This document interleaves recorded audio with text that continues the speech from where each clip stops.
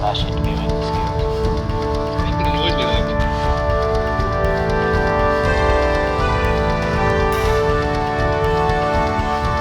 Make sure everything like basic.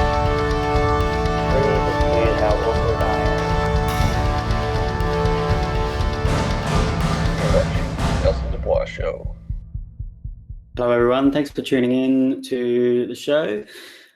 I'm Nelson Du Bois. I'm going to be interviewing Hannah Yates today. She's an incredible person who's studying education among lower socioeconomic people, especially in Australia. We get into so many things here that I think are so important and so interesting. Please enjoy the show, although do keep in mind that during the coronavirus pandemic, I'm unable to go out and grab microphones and a proper recording setup, all the equipment that you need. So unfortunately, everything's a little basic, but enjoy it nonetheless. Hannah is a very good friend and very inspiring. I enjoy the chat. Hello, Hannah Yates. Right. How are you? Oh wait, Hello, Nelson. How are you? Let's just do that again. We both spoke at the same time. So sorry. Hello, Hannah Yates. How are you? Hello, Nelson. I'm good. How are you doing? Oh, so good. You don't even know. We were just talking about how we had to try to remain friends over the podcast and not slip into professional mode. So I'm just desperately trying to remember how we behave when there's not a little recording. It's weird, isn't it? It's so strange.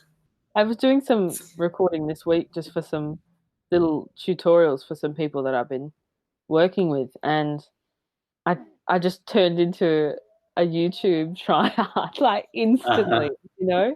Like it just clicked over. I don't know where it came from. Like all the passive watching YouTube, and then it just like I turned it on and I was just this awful character. I don't know where it came from. I was like, what the hell? I just want to be normal. But I think I've got it out my system now. So I won't tell anyone to subscribe. Yeah, be sure to like and subscribe, of course. Yeah. Okay, let's start this interview off with a question that is a little bit boring, but I'm sure you've got an interesting answer.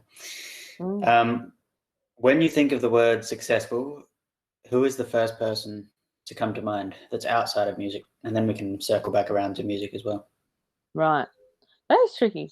Because I just got like a wall of musicians that I'm thinking of. So someone that's successful or something that's successful? Either or. It's up to you. Either or. Okay. Okay. Well, like in terms of a thing, achieving something that you feel is successful in its own right. So not necessarily a norm or a standard successful thing, like buying a house or graduating uni, but doing something or completing something that, not to be cliche, but something that is very meaningful to yourself, I think. Because it's so tricky to do, because it's so, you get so swamped by just being a human in the Western world and what you think you should be doing, you know, like you have to have a partner by this age or you have to have kids by this age, but finding your own set of successes that you want, that mean something to you and that you want to achieve. I think that's true success in a way. So that's a thing to start with. Is that a good answer?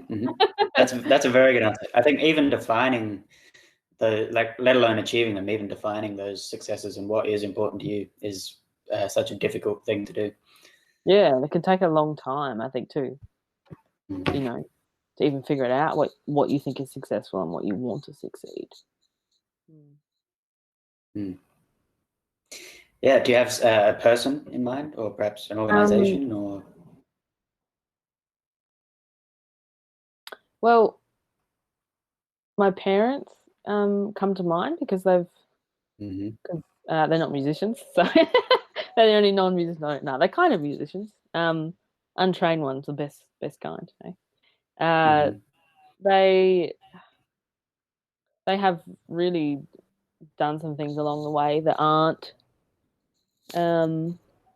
normal, perhaps you could say, or it isn't the standard way of carrying out your life. But some of the things that they've achieved um, without anyone knowing, like the work they've done in my community, watching them as I've grown up.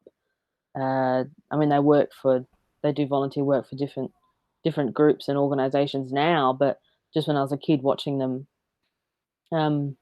constantly putting other people forward and just looking after a whole multitude of people a lot of the time without any thanks or without any public displays of gratitude towards them, and just how it never made them bitter. Like they just always want to help people, and they kind of, I don't think they sat down one day and said, in our 10-year plan we're going to be successful within ourselves by helping people that need help or anything like that, but just their whole way of life and what a success that has been, not in kind of normal world terms, like they haven't had outstanding careers in jobs and been CEOs, but what they've done is more important than some of that stuff in my eyes. So that's a kind of not a normal, once again, nothing that's a normal term of success, perhaps.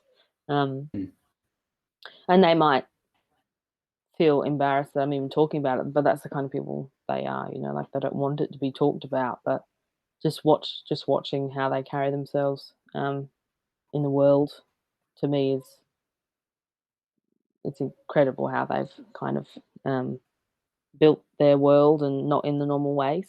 So yeah, just odd. That's my theme, obviously. Odd, odd forms of success, and Yeah, I don't know. Yeah, well, I mean, I'm lucky enough to know your parents quite well as well, and I totally concur. They live their life totally on their own terms, and that's really inspiring. So I agree. Is there anyone in the music world that you think of as successful? Lots of people, lots of like people that are not on like a global fame level. Like people for like at the top, people like David Bowie, who just incredible musicians, but genuinely weren't after the fame. Kind of was happy to have the fame to fund themselves with their music because that's what they wanted to do, rather than doing it for the purpose of becoming successful, famous, whatever, rich. So they're at the very top of it. Probably one of my. I mean, I don't write music like in that genre, but I always feel very inspired by David Bowie's music. He's probably one of my top inspirations, even though that doesn't come across really in my style or whatever. I don't think it needs to, like just his general being. And he was just so himself, like crazily himself before it was allowed, like when you think about it in that kind of androgynous character and his whole being, like now that's to teenagers, that's something that they're seeing a lot in the music industry that's supported. And that's not the case in Bowie's era. And I've just been watching documentaries on him lately while I should be studying. But it's healthy to have a break. And yeah, just like kind of falling in love with him all over again. I think I distanced myself for a while because I was so sad that he wasn't alive anymore. But just, yeah, like he's at the top of my list, I think, because he used the fame to serve his music, but he didn't go looking for it, and that's very honourable, I think, in anyone that's in the public eye, particularly musos like that. You have a poster there of John Lennon just behind you. We were talking about it briefly. Do you mind telling us the story about that? Yeah, so my mum is from a family of 6 girls.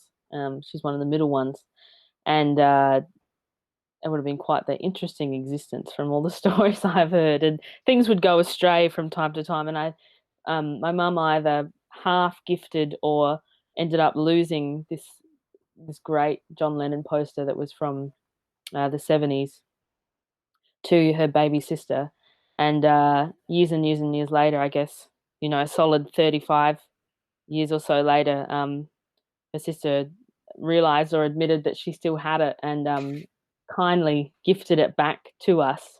I don't want to get into details. I don't know if it was stolen or if it was just misplaced or what happened. But I was very grateful that mum got that given back to her, and I've been allowed to have it in the room in the house. And it's just, I don't know, just magical.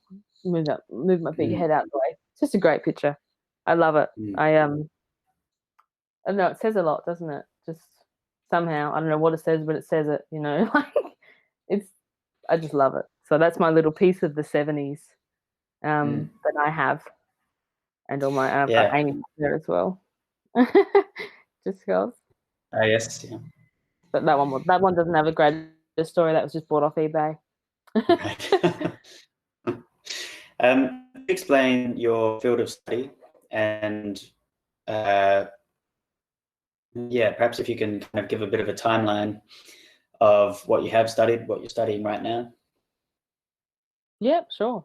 So, as you know, Mr. Du Bois, we did the pop course together many moons ago at Adelaide Uni. So that was, what was it? Popular Music and Creative Technologies was the name at the time. I think it's has that slightly changed different now? Yeah, I think it's slightly different. Must have been too confusing. But anyway, yeah, so I did that for 3 years. I came straight out of high school after having quite a bit of trouble at school. I didn't have a conventional education kind of background or experience at all. Like I struggled a lot with going to school when I was a kid, so I did a lot of homeschooling, did some School of the Air stuff as well, and kind of in and out of different schools in Adelaide's North all the time, part-time, just not going at all, and then eventually settled into School of the Air, which I really enjoyed doing. It's quite a flashback now, doing all my classes online at uni, because I used to have to do it all over the phone and online when I was doing the School of the Air open access college stuff. So I did all that in primary school, and then I did go to mainstream high school down the road at Fremont, which is no longer called that anymore. But kind of got through high school eventually. It took me a little while and had some struggles with it being a school in a poor area and a tough area. It's one of the only on the education rankings. It's one of the only Category 1 schools, which basically means schools that are in the lowest SES area of the state, and generally an area that's in struggle town. So I think, I believe it's one of the only Category 1 high schools in the state, but don't quote me on that, but it's up there with the toughest schools. So that was a hard time, but got through doing a lot of music, and then got into the course. So I did my 3 years with our pop music composition focused, I guess you would call it, wouldn't you, degree. Then went on and did my honours year, 2017. So I really enjoyed honours because I felt a bit pulled in multiple different directions with our degree, because we did such a variety. Like, it was fantastic doing a variety of things like music theory, music technology, songwriting, ensemble work, whatever. But never felt like I could really nestle in any of those areas because it was so much happening at once. So I really enjoyed getting out of the degree into my own space and kind of heading towards that postgraduate area that I'm in now. So for my honours, I did a lot of looking into protest music, the history of protest music, where it sits in Australia, all that kind of stuff. And then looked into a lot of existing music around preservation of language, Indigenous languages and cultures through song. And then my kind of end product for the writing side of it was a thesis about protest music and that preservation through song that had a protest song that I'd written for the local Ghana people that had a little bit of Ghana language in it as well. So that was the kind of end product of the thesis. And then as well as that, I had my album, which was the big part of the honours project. So that had about 10 or 11 tracks on it, all around that theme of preservation of language and culture through song and how that tool can be used all around the world to preserving Indigenous languages and cultures through through the medium of song, which of course is how stories and traditions have been carried down. You know, before we had the internet and before we had books, it was all, you know, a lot of it was through song and story. So that was my honours. Then managed Sorry, to can I finish. just briefly? Sorry, can I just briefly interject? Could you give some examples of some artists that specifically made protest music in Australia, and then perhaps some artists that that used Indigenous language in their songs? Just, you know, 2 or 3 artists. Yeah. Okay. So someone that I really enjoyed looking into was Buffy Sainte Marie, who's a fantastic artist from the 60s, 70s era, American Indian artist, and some of her music is just really, really, really moving. The things she talks about her own life through song, and really the story of her people through song. Um, she's someone I looked into a lot. This is going back 3 years ago. Yeah, 3 years ago now. So, but yeah, I really, really enjoyed looking into her stuff. She's quite the trailblazer, you know, just for women in the music industry. For um, man, she was. I feel like she's not known enough. You know, like I don't think a lot of people think of her when they think of protest music, but um, I could just spend hours like listening to her music and looking into her story and who she was. It's quite incredible, really. Um, Are there any Australian artists that come to mind? yeah, well, when I was doing my research and my writing about it on a global level and a more local level in terms of Australia, of course, Uncle Archie Roach has written some incredible, you know, pieces, really artworks for the stolen generation, which really were talking about it in a time where it wasn't really allowed to be talked about. And that's the incredible thing about music is it just breaks down so many walls. And I feel so privileged as an artist to be able to have music as an outlet, you know, to try to get people to understand something that they don't want to understand, they don't want to hear about, because it just it breaks down walls, you know, really it does. Um, they took the children away is really, Yeah, oh man, very heavy song, but it's a big song.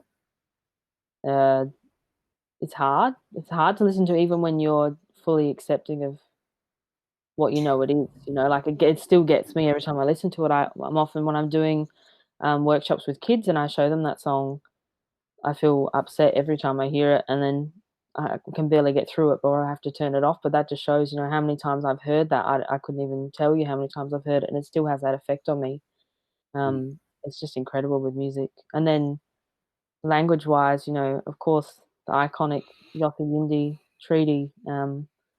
That just shows how music can absolutely get across a message that doesn't want to be heard by people through an incredibly catchy, well-written song.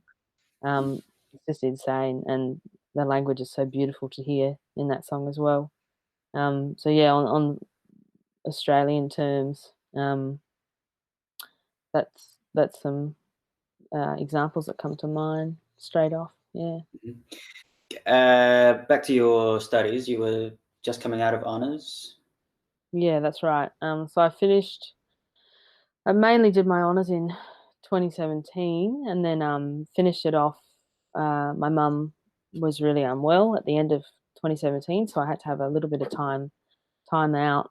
Kept working all the way, and finally finished off my honours in 2018. And I started basically the minute I submitted my honours work, I started working on a master's application because I only had a couple of weeks until the cutoff. So that was pretty full on time, and in some ways I kind of haven't stopped since the start of 2017 because I really didn't have any space in between.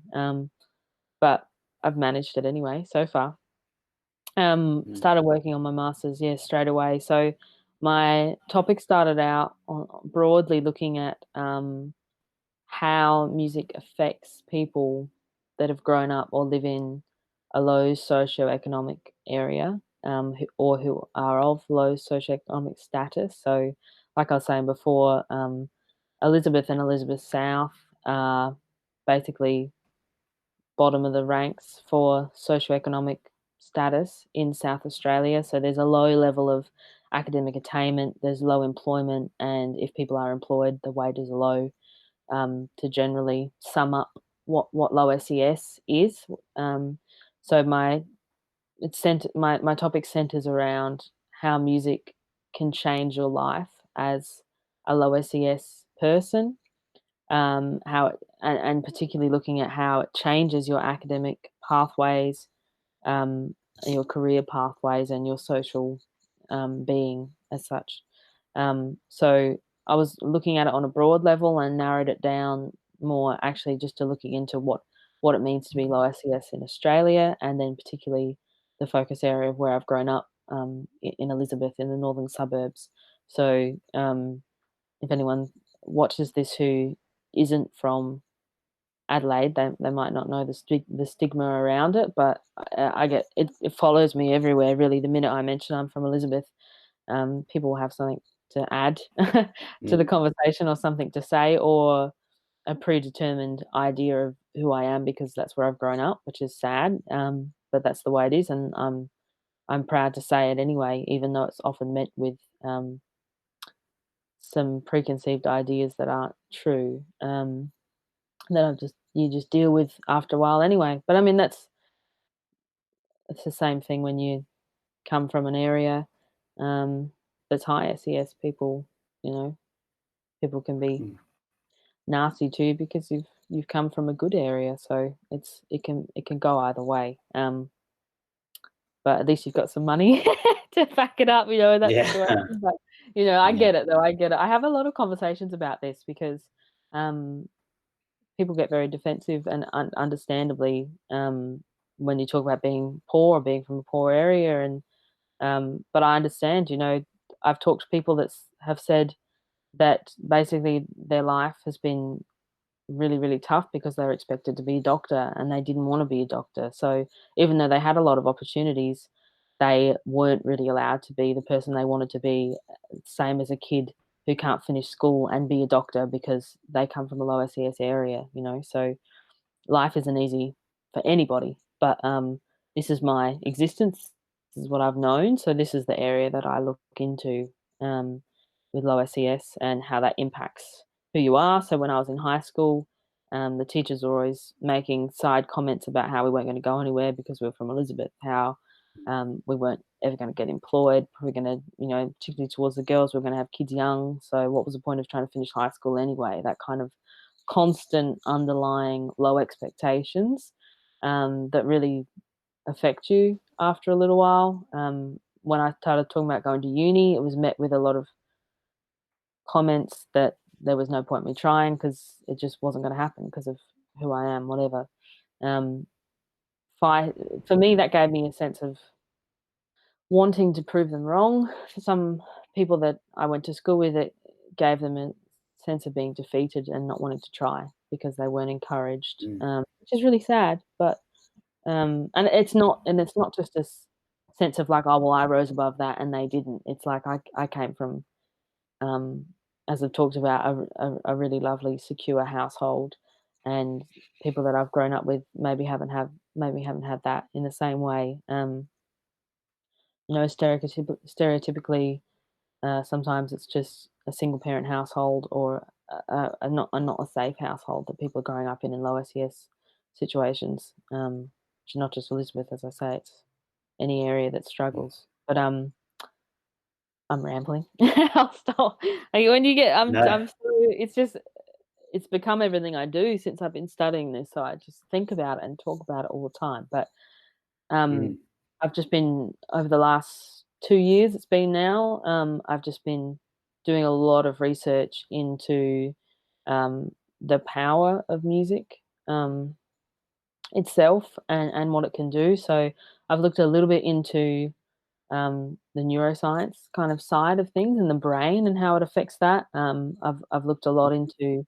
I'm more interested in how it encourages kids to go to school, how it helps people socialize, how it helps them have a voice in the community. So um, not as much the objective stuff of we did a test on someone listening to music and this is how their brain responded. I've looked into that, but it's not really where the path I've gone down with the research. But I could have gone down about 500 different paths with this topic of what music can do, because it's incredible. I don't think we've even scratched the surface really with what music can do in general and what music making can do, but particularly focusing on just the creation of music. So someone sitting down and playing bongos with a group of friends, maybe there's no music reading involved or music theory, but what that actually does for the person. So in some of the practical work that I've done alongside the study, there's not a focus on learning music as such in a traditional way with traditional Western notation. It's more looking at, what it means for a group of people to be able to come together and write a song together, what that does for them and their confidence, and giving them a sense of community and all that kind of all that side of things. So I'm still looking at how it affects people in their education, but mainly wanting to look at just what pathways it opens for you as a person and how you conduct yourself throughout life and if it makes you better at socializing and all that really, really, really interesting stuff, which is hard to measure. And that's part of the trouble with the research area is there's been a lot of studies in my area. It's nothing new, but how do you measure the effect of what a year of music, does for someone later in life? I don't know how you measure that and how that can be measured, but it's definitely worth talking about anyway, even if you can't get concrete facts around that. Mm. Yeah, that's so interesting and very important. What's your intended application of your qualifications, other than kind of a typical career in music, like kind of, like a lot of musicians would be aiming to kind of get signed to a record label and write, record, and tour. And perhaps that's your goal as well. Maybe it's not. We can get into that a bit later. But what's your application? What are you intending to use your studies for in the future? Like, is it just something extra to add to an artistic career, or do you intend to use it from a more bureaucratic standpoint? I think my center has really shifted. I've, without sounding like I'm the most humble person in the world, I never felt super interested in recording and releasing music to try to put my brand or whatever out there. I kind of haven't had that drive in some ways. I love writing music and I really like performing my music. I don't really like recording and I don't really like the idea of making a CD and putting it out there and hoping for the best and maybe nothing will come from it. If I do make a CD sometime, and I've done a lot of recording over the last few years, I just haven't really done anything final with it. I think it would definitely just be for myself. So I don't see myself really working towards being a successful artist in the sense of releasing music and having a following. My centre's really shifted to this kind of music education, social justice world over the last couple of years through my master's. So I've been steadily building up my work in schools and with students over the last few years, and that's really amped up the last couple of years, particularly. I've been working a lot, well, probably too much. While I study all the time, and I try not to take on too much workload, but it's hard because I want to be out there in the area working with kids that haven't got, the opportunity to have music tuition, because they can't afford it, or it's not an option for them for whatever reason. So I really love working with students, particularly students and kids from the northern suburbs, and giving them a taste of music that they perhaps haven't had yet. So I'm hoping that my my dedicated study in the area will just improve my ability to do that. I've been able to work in schools before now, and I will be able to after with my master's, if I, hopefully get it all signed, sealed, and delivered. It's not like teaching where you can't get into the school beforehand, but it's been about allowing myself to be a researcher and to really push what I knew. I was comfortable where I was doing work in schools and writing little programs, but I knew that I hadn't quite reached what I wanted to, and I really wanted to know how music could help these kids and have that shape everything I do. So particularly the last 3 terms, so this term 1 this year and the last 2 terms, I started working with Relationships Australia, South Australia, who had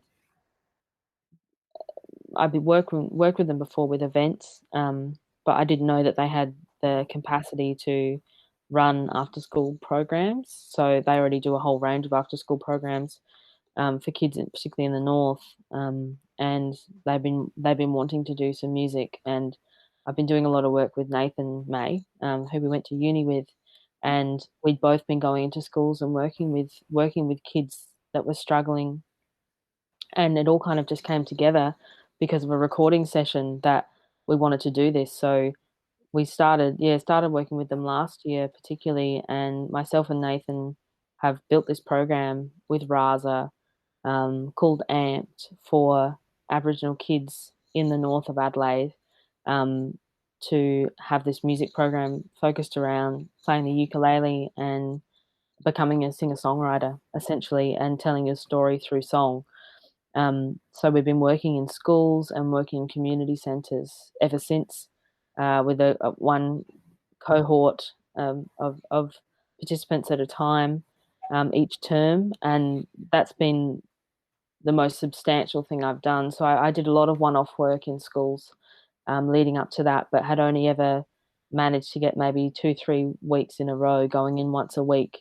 It's really hard when you're just working on your own to, sell like a 10-week program, for example, to a school. And I hadn't done that before, so how was I going to know how to do it? So since working with Raza, me and Nathan have been doing that, working with one group of participants every term, and developing this amped program as we go, which is just, it's been an incredible experience. And that's been a big part of my work and a part of my kind of practical side of my master's. Because I'm writing a thesis, I don't have to have a practical side, but all I've ever known is doing practical work. I've done in my general life, I've experienced a lot more than I have in qualifications, if that makes sense. So um, I've always feel like I need to actually be doing something instead of just reading about it. So that's been an important part for me. And, what me and Nathan are hoping to continue doing this AMP program and building it up. We're looking now at how we can take it into the online world since we unfortunately can't do face-to-face because of the whole coronavirus issue that we're all facing at the moment. And I've been really, really lucky that this work can carry on because I've lost all my gigs and all my work in school. So it's really exciting actually exploring how we can make this into an online format, and keep delivering it to the students over potentially the next few months while we write all this out.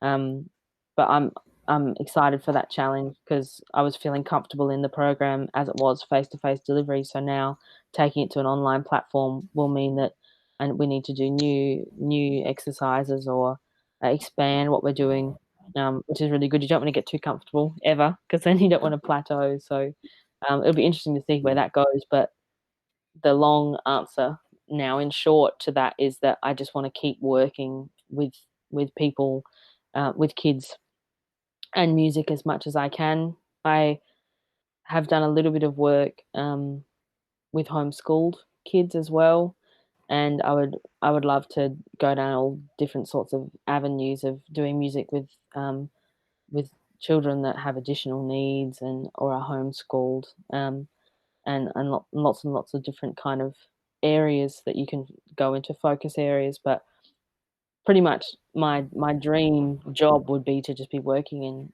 heaps of different schools all throughout a week, running music programs and doing songwriting and doing protest music, and just basically giving as many kids as I can the chance to experience music and what music can do, because it completely changed my trajectory, um, of where I was heading. It was unlikely that I was going to be a street kid and have a lot of trouble um, in life because of the family that I came from. But I was not doing well. I wasn't attending school. My parents were having to homeschool me because I couldn't cope with the idea of going to school. I wasn't excelling. I was having trouble with my English, with literacy in general. And when I started learning to play the cello through the high school program down the road, it just completely changed where I was at. Um, I mean, it's not formally written down anywhere, but I know in myself that all my academic skills felt like they got a lot better overnight. It felt like I wanted to interact with people more. Suddenly, I had a group of friends at this music hub that I felt that we were all the same somehow because we were all doing music, and I hadn't felt that before. I'd had a lot of trouble feeling accepted in school and being bullied and whatever, like a lot of people are. Um, so I know that having the chance to study music, all because of a cheap music program that my parents could afford, has meant my life had a completely different, path to what it would have had. Um, so if I can offer, these free music programs to kids out here that are kind of on the same line of just not knowing where they fit in and not having something that's theirs, that's just what I want to do as much as possible. So that's what I'm hoping when I should finish up towards the end of the year this year, which will be exciting because I've been at uni for 7 years. Now this is my seventh year, so I'm getting a bit old and tired in some ways. And I just want to get out there and do what I know that I want to do now. And I'm really glad that I've done masters because I did not know. What I was doing when I finished honors. I just didn't have that. I didn't have that sense of direction that I have now. Um, Postgrad studies, it's been hard. It's like it can be really lonely.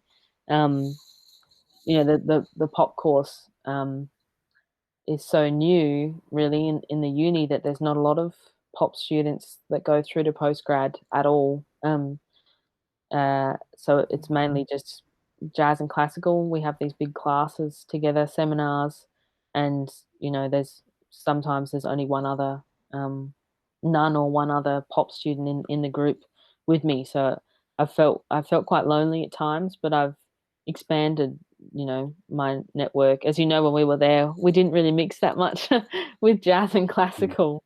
We kind of were allowed to talk to Sonic Arts kids, but even then, we weren't that good at music software, so they weren't too sure. But it's been a really interesting experience, and I kind of just want to get out of there now in some ways and just get into this line of work. It's not my work isn't spoken for in some ways because my security is not there because I haven't studied teaching and can walk into a teaching job. Like I don't have a specific job-centered qualification when I finish this. But all I've ever been is a musician, so I've never known when the next payment's coming through, or So I'm used to that lifestyle, and being someone that's come from a I wouldn't say financially. I wouldn't say that I'm poor in any way. In some ways, just because I feel like I've had such a good life, really. But someone that's come from a situation without ample amounts of money, I'm not scared of not having that job security. So if I can be in a career where I might not have money for 6 weeks, perhaps, or might not have any work, but then the next term I can work with 100 kids and make a difference, then I don't care, because that's what I want to do. I'd much rather do that than be working a job that I don't care about or I don't feel really driven to do, because I just can't. I've never been good at forcing myself to do things that I don't really feel deeply about. So I know not to even bother. So it doesn't matter to me that I don't have a specific secured job to go to. I just want to keep working in schools and keep working with kids, particularly around that 8 to 12-year-old age, which is so important before you become a teenager.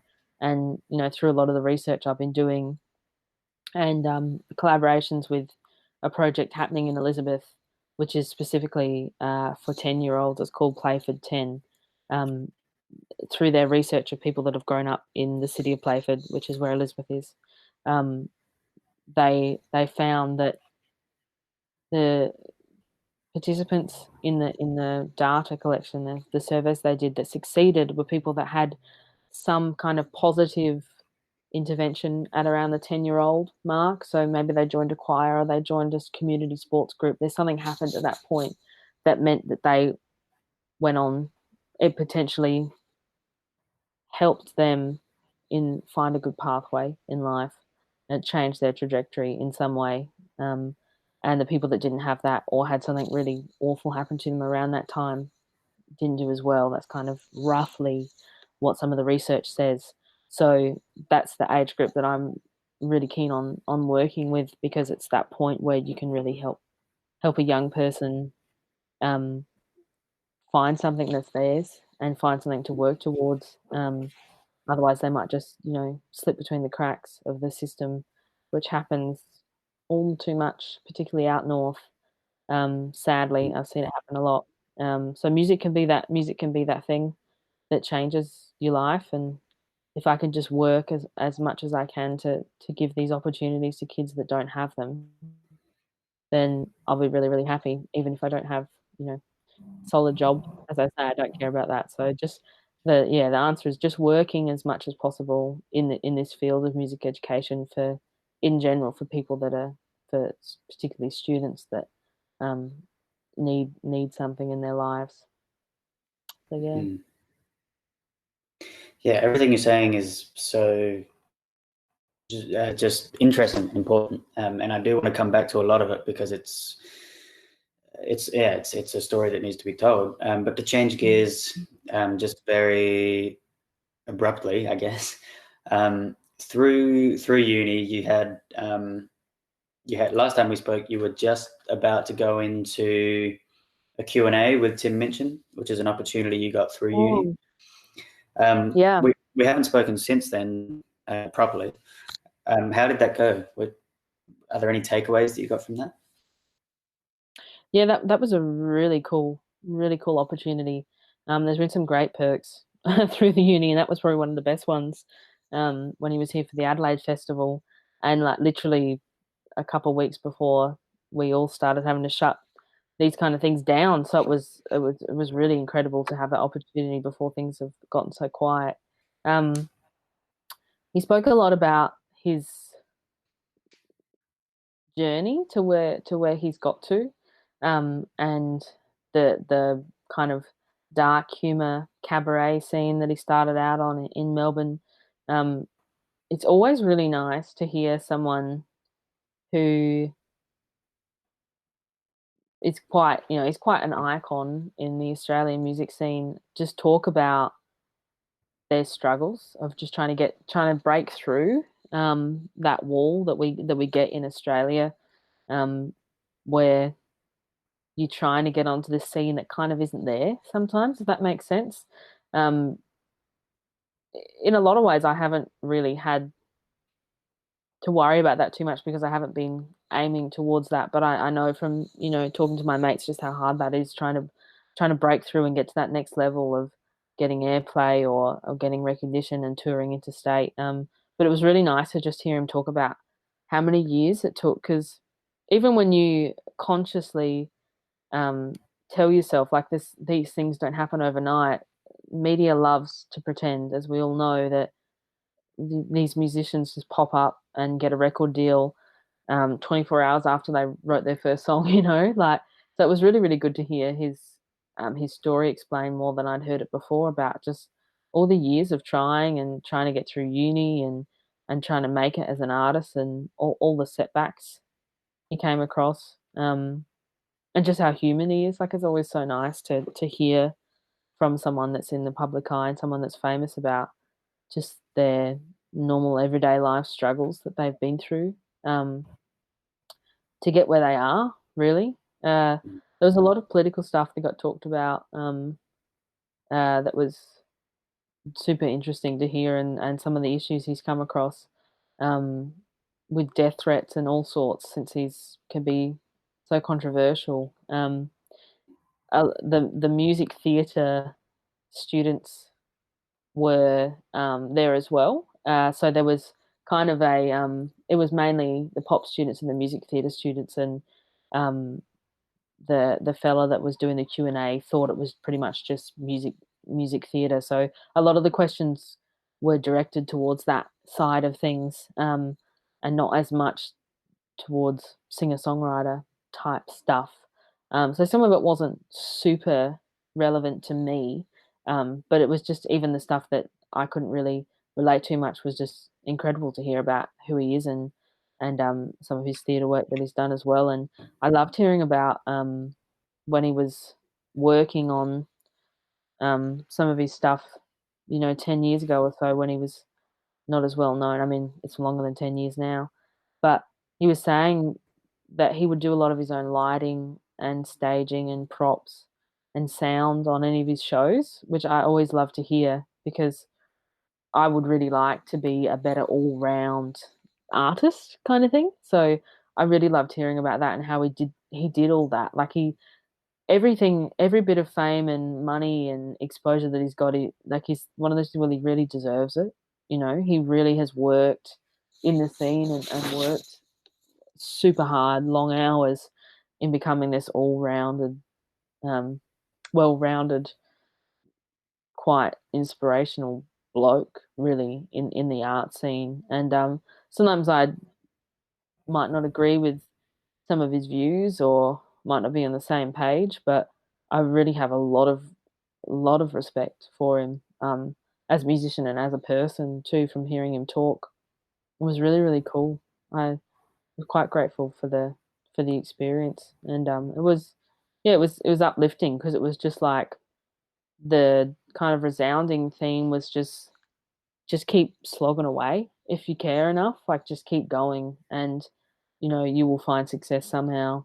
If it's, even if it's on a small scale, even if it's not in the public eye, you'll if you just keep working at it and working at it, and it could be for 10 years, but it will, if you really care about something, it's worth doing. It will pay off. That was kind of the thing I went away with, and I felt quite encouraged to keep working. And, like, I know he has helped with funding for Clue, and I've had some great experiences through Clue. So I didn't get to ask him questions, but if I got to say anything, I wanted to thank him for the financial support, because that enabled me to do some work in schools a couple of years ago, and run some little songwriting programs as well, which was really, really a fantastic experience. That was one of the first times I got to be like an artist in residence in a school. So I was heaps grateful to Carclu and Tim Mitchin for funding that specific program, as well. That was like a nice little worlds connecting moment for me as well. But yeah, it was just sick. It was really cool. Yeah, you mentioned a few kind of agencies or networks or projects that you're working on or that you're involved with already. Can you talk about, either go into more detail of the ones you've already mentioned, or talk about some more that you're either looking to be involved with soon or have been involved with recently? Yeah. Well, for starters, the Helpman Academy basically put on that Tim Minchin Q&A, and I know that they do a lot of great things in the scene, particularly for the musicians and artists that are at uni. I haven't looked into it a lot, but I'd like to really suss out what they do. Yeah, RASA, Relationships Australia, South Australia, has just been brilliant. Really in awe of all the work they do in South Australia. And I didn't know about a lot of it. Sorry to say, I didn't know about a lot of the things that they did before I began working with them.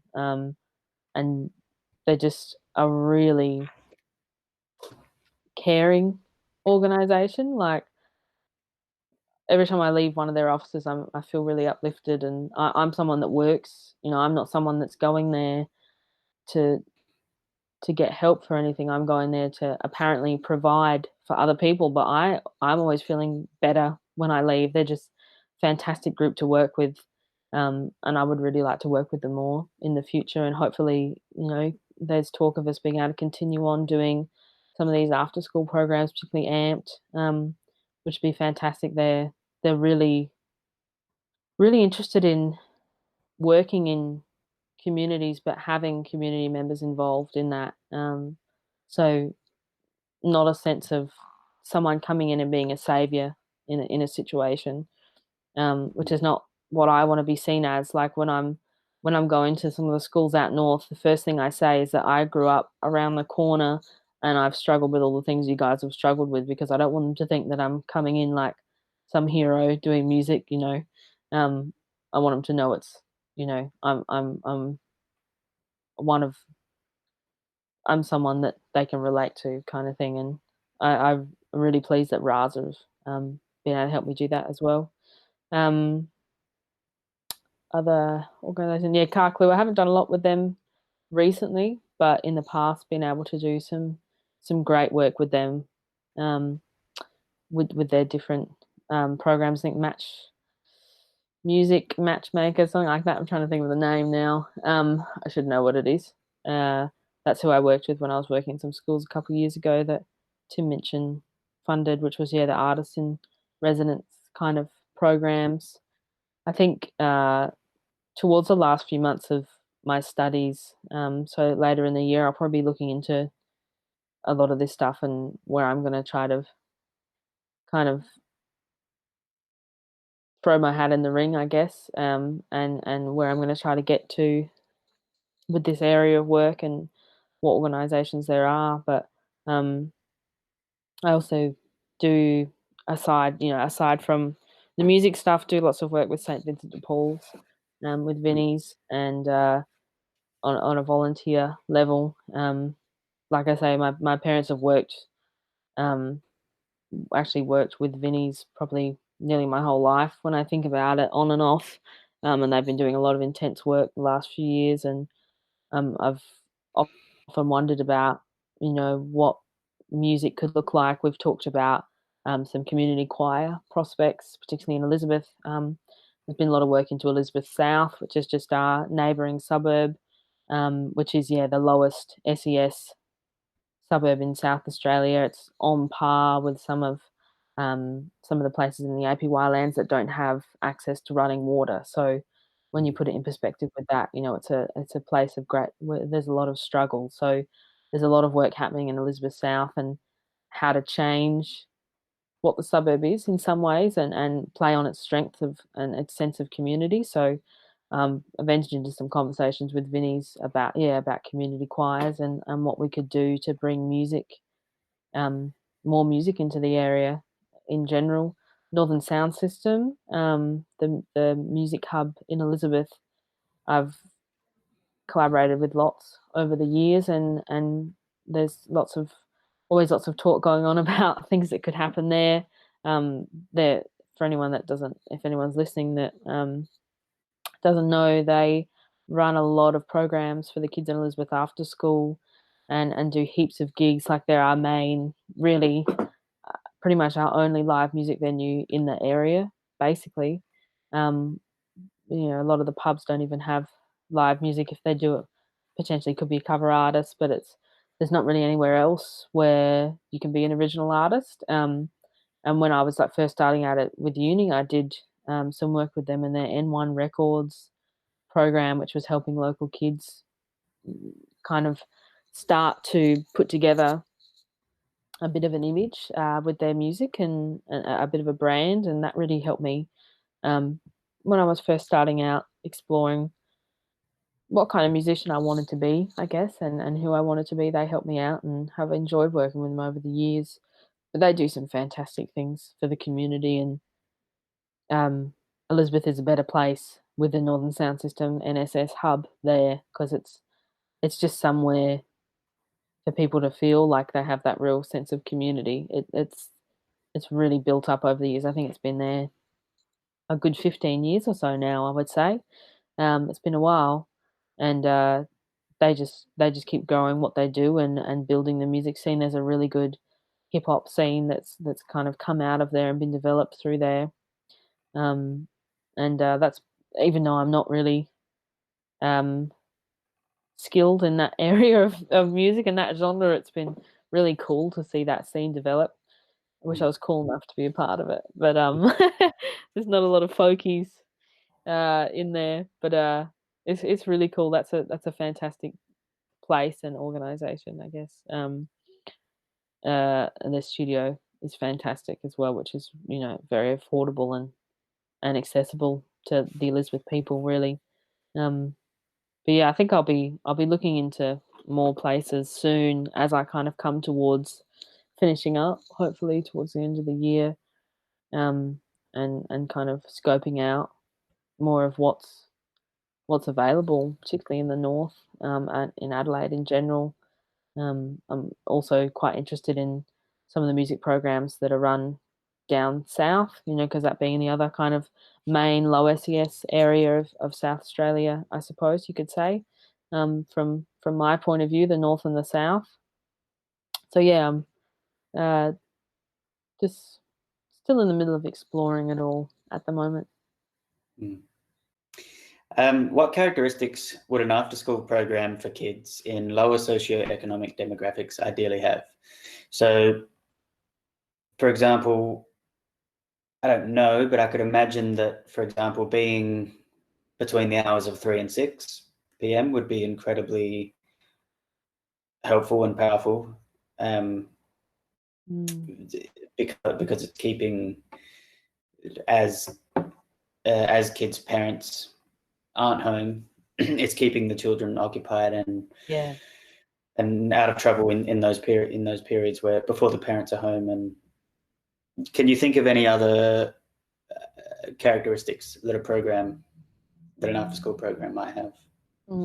Yeah, well, we definitely want to go for that after-school time, because as a person living in a low SES area, I know that that's the time when the kids are on the streets. If their parents are working, they're not going to be home. If they're not working, quite often parents don't want them there potentially before tea, and it's that real time of kind of not having a centre. It's just not spoken for, that time where kids finish school and roughly dinner time. So that's definitely the time we want to give them somewhere to go, something to focus on, instead of maybe hanging around the shops getting in trouble or what else, anything else. So yeah, definitely that time frame is really, really good.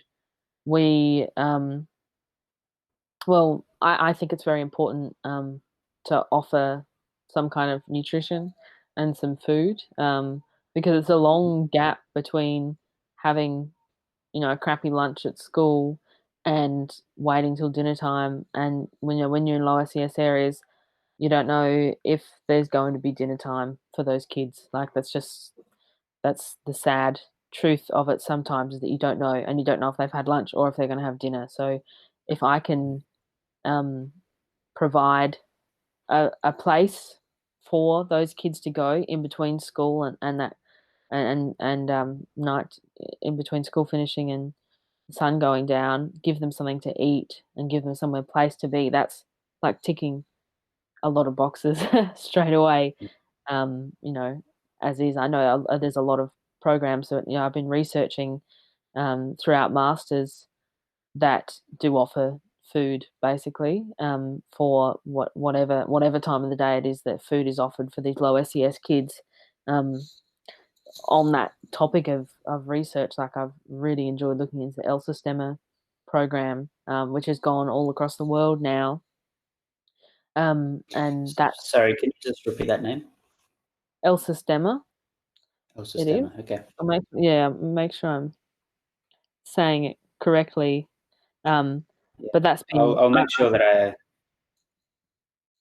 I'll make sure that I get all these in the show notes so people can look them up and everything. Yeah, it's like a program that's started in Venezuela, and it basically gave the poor kids there an opportunity to learn classical music and being part of an orchestra.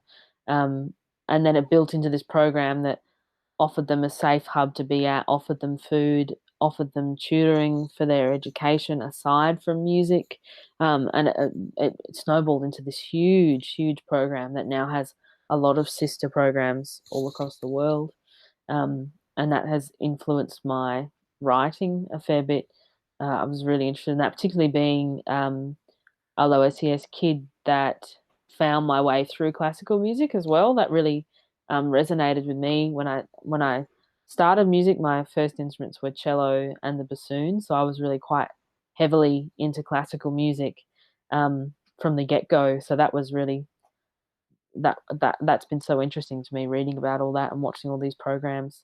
But yeah, they strive to provide that for these kids that are struggling. In terms of content, over the last few years, I've been building up some resources that aren't focused on traditional music notation. So acknowledging that these students that are from a low SES area may not have had a fantastic education offered to them, and in turn potentially aren't at the standard academic level that they could be at that age. So I'm aware that full on music notation is going to be quite concerning for someone. Even like me, when I was in year 3, I was struggling on the literacy side of things, and music notation was pretty scary. You know, when I started learning it, I came around to it pretty quick, and I think that, you know, was probably, when I think about it, to do with playing so much music, and from now reading about what playing music does to your brain and all that locked in at some point, and it all gelled for me. But I don't want music notation to be a stop sign for kids that want to learn music. So I've been looking at alternative forms of music notation and stick notation. So um, taking away a lot of the not unnecessary but confusing aspects of music, and just having stick notation and building that up into music notes. So a lot of what it looks like is a lot of hands-on stuff. There's not a lot of, that for starters, there's not a desk and a pencil and a classroom set up. I'm always getting the kids to sit in a circle. Like with Amped, we always sit in a group. It's been fantastic working with Nathan, because we have a lot of the same ideas, and we want it to feel like this really nice community group coming together, not that we're the two teachers at the front and everyone sit down at your desk, so giving it that really nice feel to start with, that this is not like school.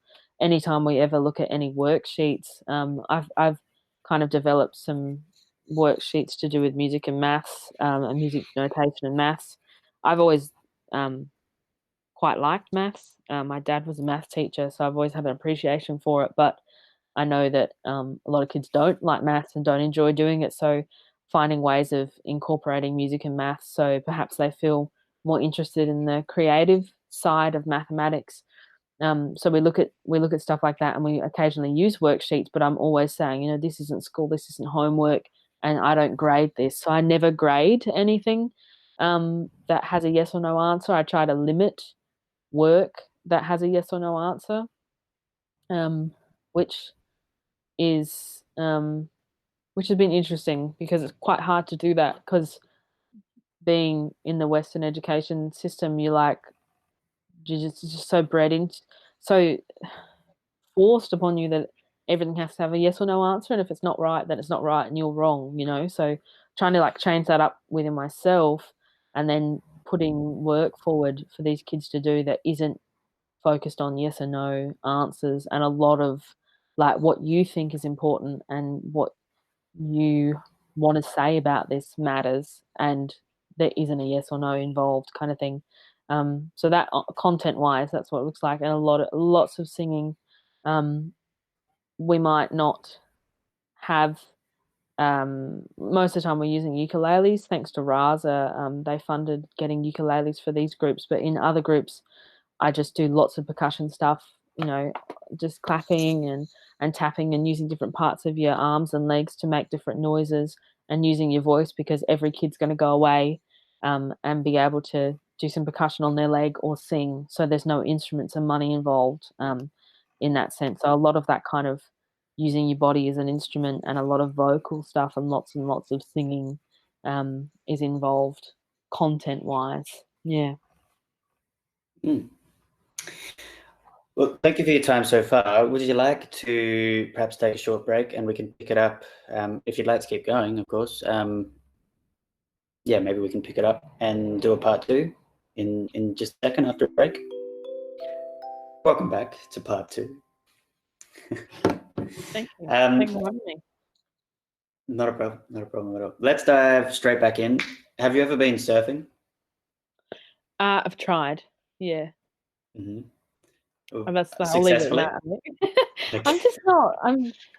I'm more of a bodyboard type of gal, because it involves much less skill and effort.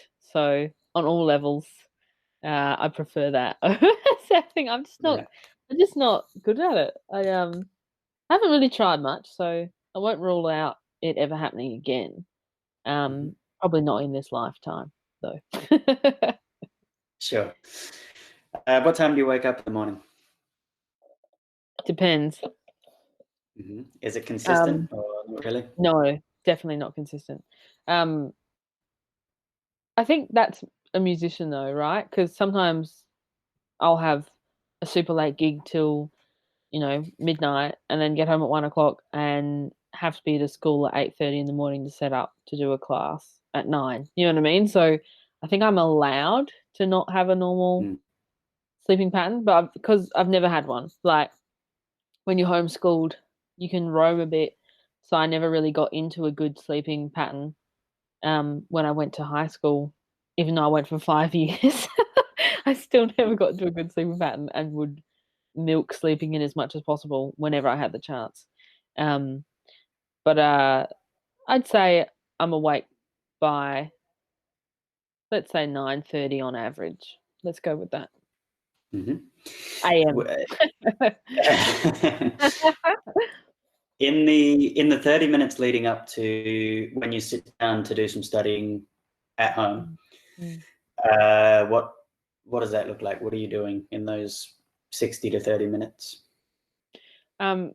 Normally cooking, because I get so hungry when I study, so I prepare and cook first. But now I'm very lucky to have my crazy sister Mary suddenly want to do all the cooking, so she does a lot of my cooking now, and I try to do some music before I study to kind of center myself a bit, but I've stopped doing that, because then I get too distracted and all my energy goes into playing music, which is not meant to be the idea at all. So I've taken to going for a walk around the block with my crazy Kelpie, because that's something physical that I can do, and then I can kind of feel like I'm ready to sit down.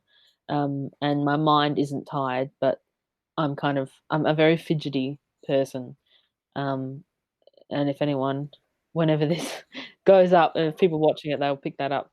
I just have to move all the time. That's partly why I didn't go so well in primary school, is I always want to be on the go or doing something. So I've got to do something that's a little bit exhausting, so then I actually sit still long enough to study. But I've really enjoyed listening to different shows instead of having to always sit down. Like, there's some ebooks and some really good YouTube series or whatever, and shows about music education that I've listened to instead of having to read as much. I do love to read, but I find it sometimes more fulfilling hearing someone talk about like what we're doing now. Like, it might be super boring to hear what I'm saying if you're just reading on a page, but when you actually hear someone talk about it, gives it a whole different meaning, to whatever you're reading or whatever you're listening to. So if I'm feeling too agitated to actually study, then I'll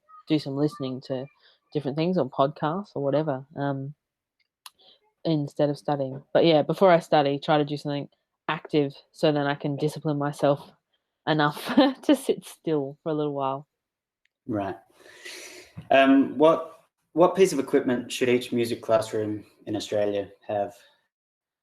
I believe ukuleles, because they're a beautiful blend of a toy, something easy, and an actual instrument. So you're kicking a lot of goals with the ukulele, and you can do lots of fun percussion stuff with them as well. Um, they're kind of like a good leveler, because you can do a lot of intricate stuff. Like, I've had this lovely time teaching classical ukulele, which, truth be told, I didn't know classical ukulele was a thing until I started hearing about it and then ended up teaching it. I don't really know how to play a classical ukulele, but I know classical guitar and I know ukulele, so the two have kind of married. But you can do some incredibly hard stuff on the ukulele, and you can also sit there, play a C chord because it's only one finger down, and feel like you've accomplished something. Particularly for a kid, it's just brilliant. Nice little frets. I find, even though percussion is really, really good, it can get out of hand very quickly. If you have like a room of 30 children clacking things together, like shit could get crazy. So I really like the ukulele because sometimes they don't go wild on them. And they're just, yeah, like I say, they're the perfect blend of a toy and a real instrument, depending on what brand you have too, of course. I don't want to take away from the instrument in itself. I'm amazed by what people can do on ukuleles. I think they get a bad rap sometimes, like recorders. But I would always choose a recorder over a ukulele, particularly with the whole virus thing. A ukulele's better option. You're not using your mouth to play it either. But yeah, that's my answer. Every classroom, house, doctor surgery, anywhere should have ukuleles. Give them all ukuleles. Everyone should have one. Tell the government. What is something that you've changed your mind about in the last 3 years? Good question. I want to say something meaningful. I'm not sure if I'm capable of that, but I would say well, something that I've tried to develop the skill to give credit to someone, even when potentially you don't like them, you don't like what they stand for, you don't understand who they are or why they do what they do. But finding, like, something that's changed in me over the last few years is the ability to find something in someone that I can respect or give them credit for. That was actually something Tim Minchin spoke about as well. Was that he feels like that's something he's really developed is being able to say, well, I don't agree with this person, or I don't necessarily like what they're all about, but I can see that they've put their life work into this, or that they've really looked into this, or that they actually are very genuine in that belief, and giving them credit for that. So that's kind of something that I've developed over the last couple of years. I think particularly since doing postgrad, I think about things a lot more deep in a more deep way, deeply, less surface thinking, and yeah, that's something that's changed for me, is that I really find myself making a conscious effort to respect people, and try to give them credit where credit's due, even if it's something that I don't really sit with myself. So yeah, that's Mm. something that I've worked on a lot, and I'm hoping that I'm better at it now than I was a couple of years ago. Mm. Mm. Maybe this is the perfect follow-up question. Who comes to mind when you think of the word punchable? Punchable? Yeah. You. No. You're the answer to all these questions. Punchable, someone that's punchable. This is the problem, I can't say, because it will be rude, because we'll know we all know the same people. Oh, you can say somebody famous if you like. I can say someone famous? Okay. Um, yeah, I just feel like I don't wanna be mean, because normally I am a bit mean, but not on camera. Um, oh, I find Marilyn Manson really scary. Never liked Marilyn Manson. Scares the Yeah, shit out of me. that's That's that's fair. I've had some childhood memory of just being very scared by that creature. So we'll go. I don't know that I think I'd be too scared to punch him though. So maybe just a picture. I'll Yeah, punch it if that works. that works wonderfully. When was the last time you were stuck, like experiencing an existential problem of where to go next, or not? Uh, yeah, perhaps you have your own meaning behind the word stuck, but Mm. yeah. Well, I found myself physically stuck in an elevator a couple months ago, and then mentally, like, it was for quite a while, like nearly an hour, I think. Like, just assessing everything, because so often you literally don't stop and stand still and think. And when you're stuck in an elevator, you literally have to do that. um, and I'm always on the go, to a point where it's um, not a good thing, really. Like, that's just how I like to live, but it's not super healthy sometimes. Um, so at that point in time, I kind of found myself really assessing where I wanted to go. I didn't really have anything incredible happen or any revelations or anything, but I remember trying to just stand there and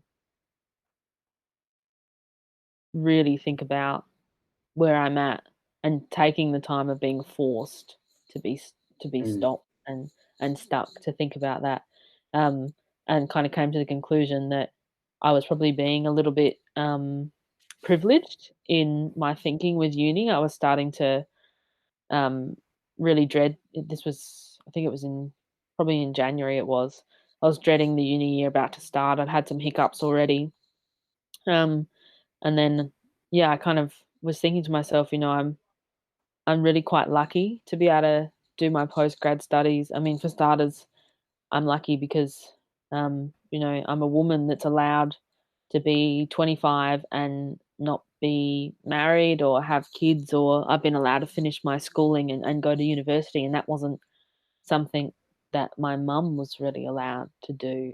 She wanted to finish high school, but she wasn't supported in doing that. She had to go out and have a career, because that's all she knew, and that's all that really was in her um, friend group and whatever at the time. So that's what she ended up doing, and didn't have the support to do uni. And I felt really annoyed at myself for not appreciating um, mm, what it is to be at uni and to have that opportunity. So I was feeling very stuck in how I was going to come at the year, and not looking forward to it. And at that point, I kind of did I mean, it didn't feel like heaps, but when I think back on it, I really did kind of make a conscious effort to think, no, like I am in a privileged situation to be able to be a researcher and to focus on that right now, and that I really want to make a difference in what I'm doing, and it's not just an assignment, like it's my whole kind of drive in life. Um, Mm. so I kind of wasn't as stuck as much, but just not making the most of it, I guess, and acknowledging that by physically being stuck, acknowledging that I was kind of just going to start off the year in a bit of a blur, and it gave me a minute to think, no, I don't want to do that. Like, I just want to really think about what I'm doing, um, and make a difference in every way that I can, whether it be small or big things. Mm. Nice. So was that when you were stuck in the elevator, was that a conscious decision to actually think about things, or was it just because I can't check my phone and I can't, and it was kind of just happened, or you decided like 5 minutes into being stuck, all right, I'm going to think about this now?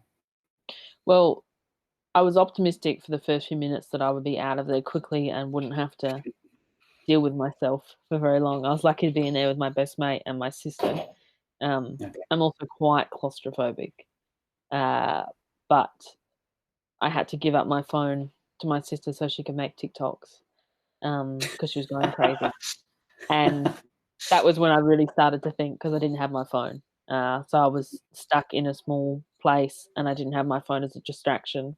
Um, I think I'd be horrified if I actually took note of how much I use my phone when I've got a second to think, and a second to be quiet, and that go-to. I mean, I feel like we all do that now.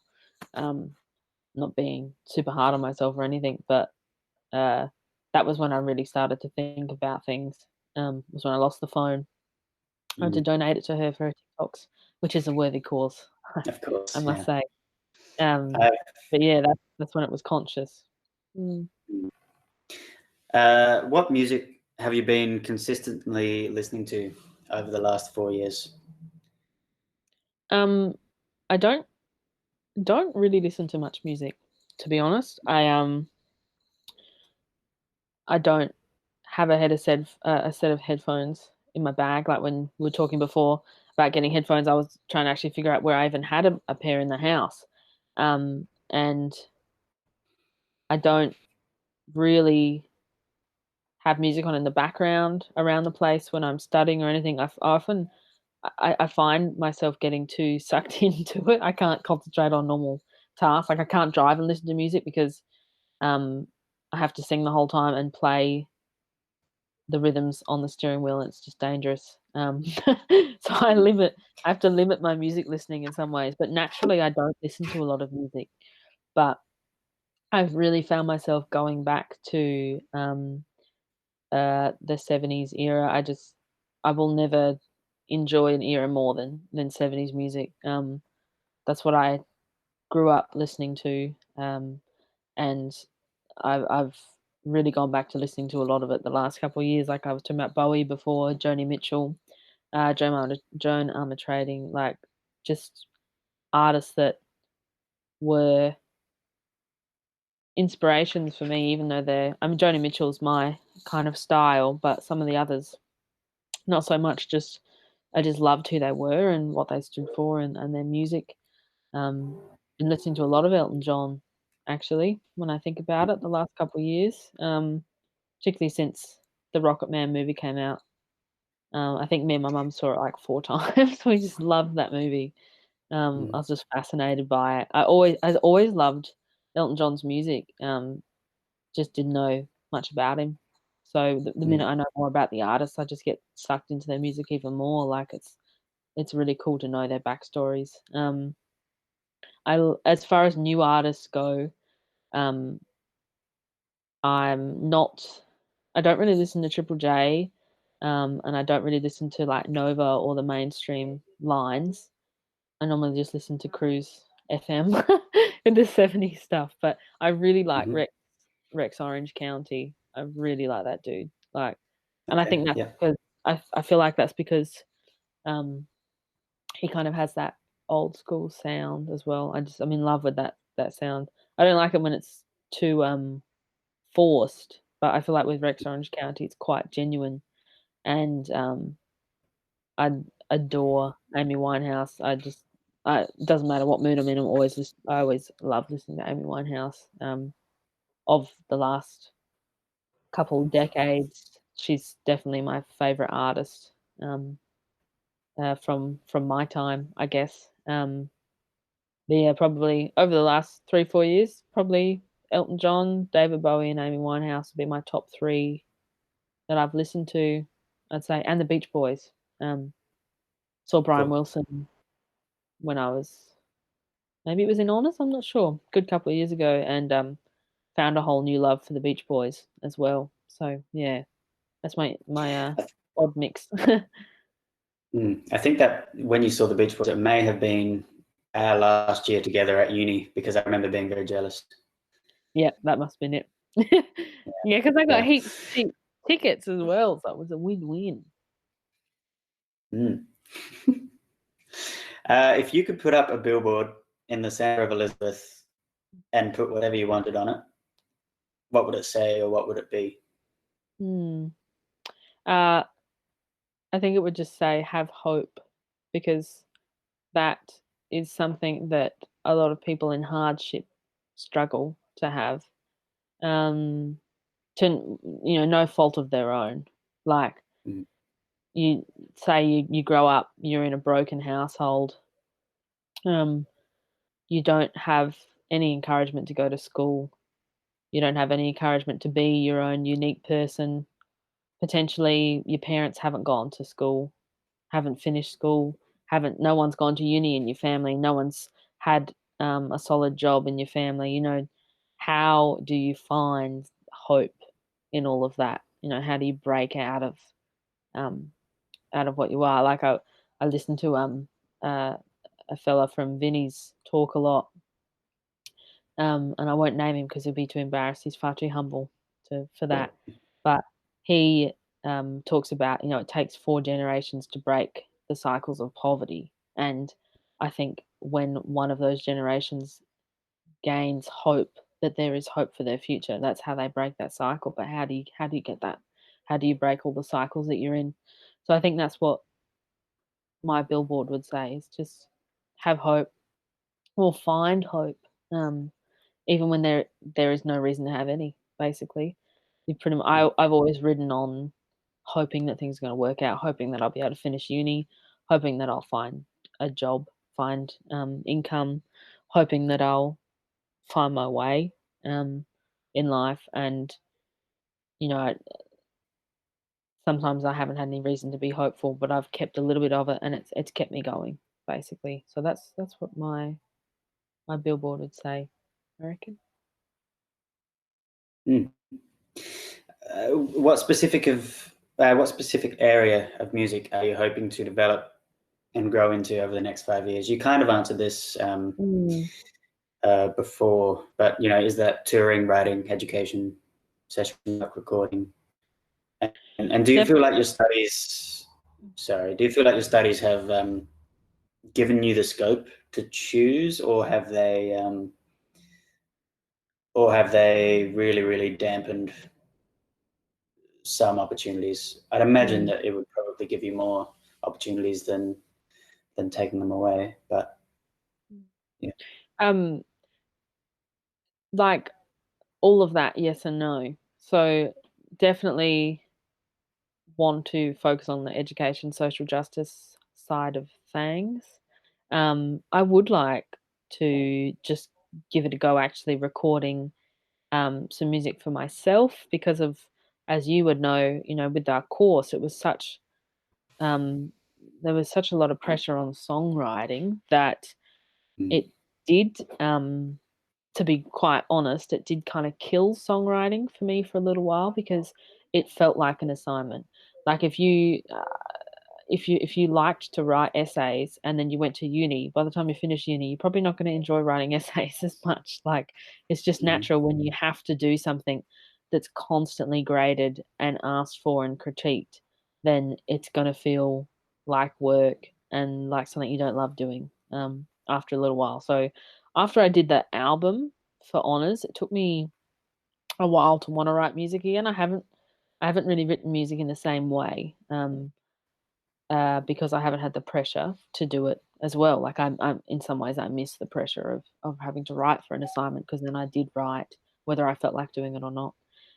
But I would like to, once I step away from uni, write some new music and then record it um, without any assignments being connected with it at all, because the music that I wrote before I went into uni felt a lot different to what I was writing at uni, just because I knew that someone else would be listening to it and then I'd be graded on it, and it was hard not to be influenced by that all the time. So Mm. I do want to do a lot of education stuff, but I would like to write and potentially record some more. I don't know if I'd release it. Um, I do love to perform, but I don't know. I don't know if I'd release it or not. But I think I would. I would know at the time, really, if I record something and kind of put it together, I'd know whether I wanted it to go out into my little local world or not, once I'd finished it. But I I do want to feel like in love with songwriting again. I still feel like that hasn't quite come back, but that's partly because I haven't felt like I've had the time to do it. Like I say, starting honors in March 2017 and then having that 2 week kind of gap where I was working on masters anyway, and that was 2 years ago now. So it's just like a full on 3 years of very intense studies. I haven't really Mm. had much downtime in some ways. Um, so once I've got a bit of freedom, I'd like to get away from that bubble that I felt in from having to write for uni. Um, I think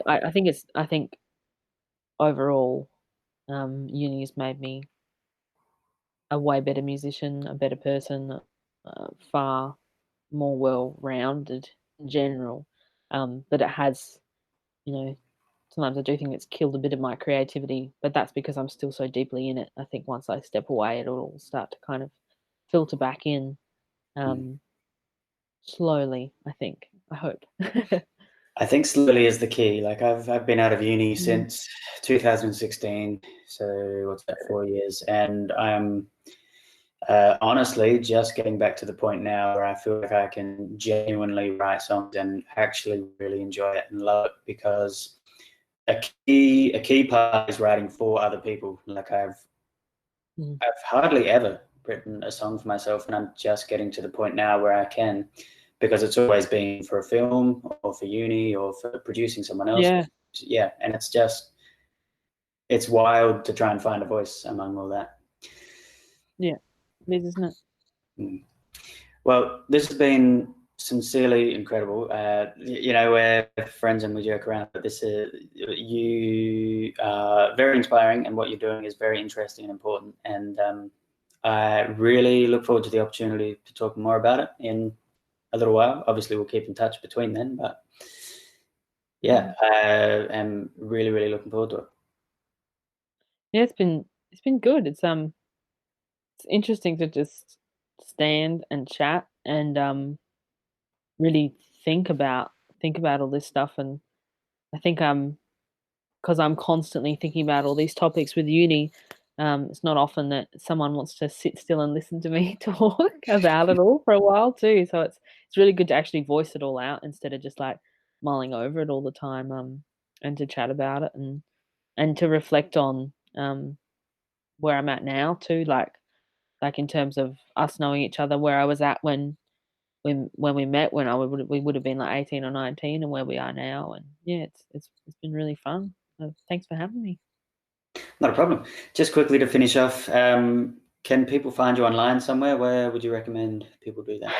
Um, they kind of can. I don't do a lot of social media stuff these days. I think that's something I'm also looking forward to doing a bit more of when I finish uni. But my Instagram is Hannah Yates Music. That's where I post the most, and I do have a Facebook page which is Hannah Yates Music as well, but I haven't really used that in a little while. I intend to at some point when I feel like I've got more time to do it. But yeah, the Instagram page, is the main one. Maybe I'll start doing TikToks. Who knows? Depends how much procrastination I plan on doing over the next few weeks. Yeah, if you can get your phone back from your sister. Yeah, that's right. Who knows with that one? Seriously. All right, thank you so much. Let's finish up here and hopefully do it again. Sounds good. Thanks, Nelson. Thank you.